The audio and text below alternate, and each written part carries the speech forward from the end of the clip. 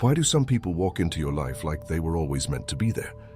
And why do others leave you in pieces, only for you to realize later that you're somehow more whole than before? It's not random, not even close. What if every single person you've met, the ones you loved, the ones who hurt you, the ones who barely stayed long enough to leave a mark, were all exactly who you needed at the time? Not because you deserved it, not because you asked for it, but because your soul did, and it's been asking long before you could ever put it into words. Before we go into the signs, we need to understand something deeper first. There's an idea older than language, echoed in spiritual traditions across the world. Your life is not a series of accidents. It's a map your soul agreed to before you ever took your first breath. According to pre-birth planning theories and soul contract beliefs, we cross paths with certain people because of silent agreements. Lessons, echoes, energy. These meetings aren't orchestrated by logic, but by need. Emotional, spiritual, even karmic. Some people come to teach you love. Others come to teach you detachment. Some appear only to crack your shell wide open so something new can grow.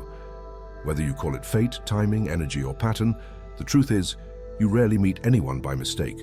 The sooner you see the pattern, the sooner the pain starts to make sense.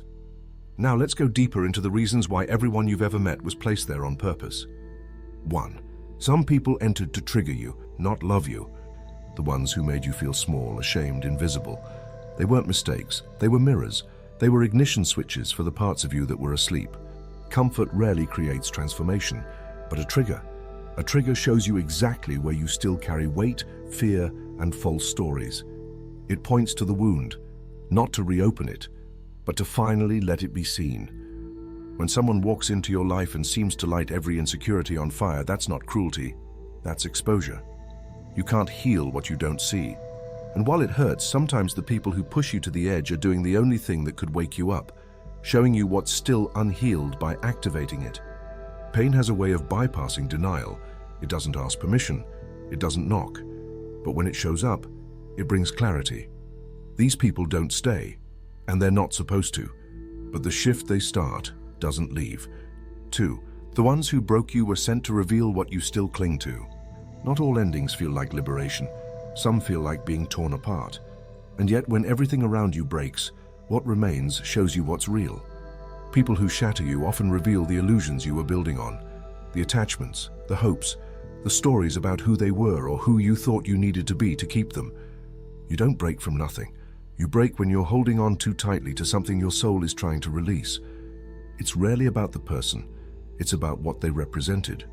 Approval, worth, identity, safety. When that person walks away or betrays you, what dies is the version of yourself that believed they were the answer. That kind of destruction isn't chaos, it's clarity, brutal but clean. And on the other side, when the fog lifts, you see what you were never meant to carry in the first place. 3. Those who left weren't accidents, they were expired lessons. If it ended, it taught. That's the unspoken truth about the people who didn't stay. Relationships aren't always meant to be lifelong. They're meant to serve their purpose, then dissolve. When the soul receives the experience it needed, the bond often fades. That doesn't mean it was false. It just means it's finished. You might not even notice it happening at first, a slow drifting, a disconnection you can't explain. But when the lesson is integrated, the energetic pull is gone. What used to feel magnetic starts to feel muted. And sometimes the biggest challenge is not chasing after what already ended itself. When you understand that not everyone is meant to stay, you start releasing them with gratitude, not resentment. That's when maturity begins, the ability to say thank you, even to the ones who disappeared. 4. Coincidental meetings were timed to the minute. You think you just bumped into that person on a random Tuesday. But what if they left the house 5 minutes later, or you didn't miss your train, or the cafe was closed? You wouldn't have crossed paths, and yet you did. Some meetings are orchestrated down to the second, not by control, but by frequency. You find each other when you're vibrating at just the right emotional state to create the alignment. That's why timing is everything. You don't meet people when you want to. You meet them when you're ready. And sometimes it's just for one conversation, a single insight that shifts the way you see something forever. Don't underestimate small encounters. Some of them are written in the same ink as the major ones, just in smaller font. 5. That one stranger who shifted your mind was an energetic messenger. Not everyone you meet is here to stay. but some are here to interrupt, to stop your thinking just long enough to shake something loose. You may never see them again, but you'll carry what they gave you, a sentence, a question, a look, for years. These messengers often appear in times of quiet crisis. You don't even realize how stuck you are until they drop a sentence that doesn't leave your mind for days. They aren't meant to follow up. Their role is complete the moment they deliver what they came for. They're energetic instruments, not companions. And if you've ever felt something shift after a single exchange with a stranger, you already know what this is. It wasn't just coincidence. It was a coded nudge from the universe, wrapped in ordinary clothing. 6. The repeated patterns in relationships are echoes of unfinished karma. You keep meeting the same person in different bodies and calling it bad luck. But the truth is, until you see the loop, it will keep running, not as punishment, but as invitation. Your soul doesn't move on until the pattern is understood. Unfinished karma doesn't mean you did something wrong. It means there's an energetic imbalance that still wants resolution. That's why some relationships feel familiar the moment they start, like you've been here before. You have. Not in this life maybe, but somewhere. When you finally respond differently, with boundaries, awareness, or detachment, the loop ends. Not because the world changed, but because you did. And that's how karma resolves, through awareness, not escape. 7. Your deepest soulmate may not be romantic, just revolutionary. Not every soulmate is here to kiss you goodnight. Some are here to blow your life open. They come in fast, stir everything, and often leave you wondering what just happened. But you'll never go back to who you were before they arrived. Soulmates aren't defined by longevity. They're defined by impact. They may never touch your hand, but they'll reach places in you didn't know existed. And while the connection might feel romantic, the purpose goes far beyond love. It's about evolution. Don't confuse pain with failure. The most transformative people in your life often leave you shaken because they were never here to soothe you. They were here to ignite you. 8. You've been the lesson in other people's journeys too. You're not just the student, you're the teacher. And sometimes you won't even realize the role you played in someone else's awakening. You'll never get the credit, but that doesn't mean the shift didn't happen.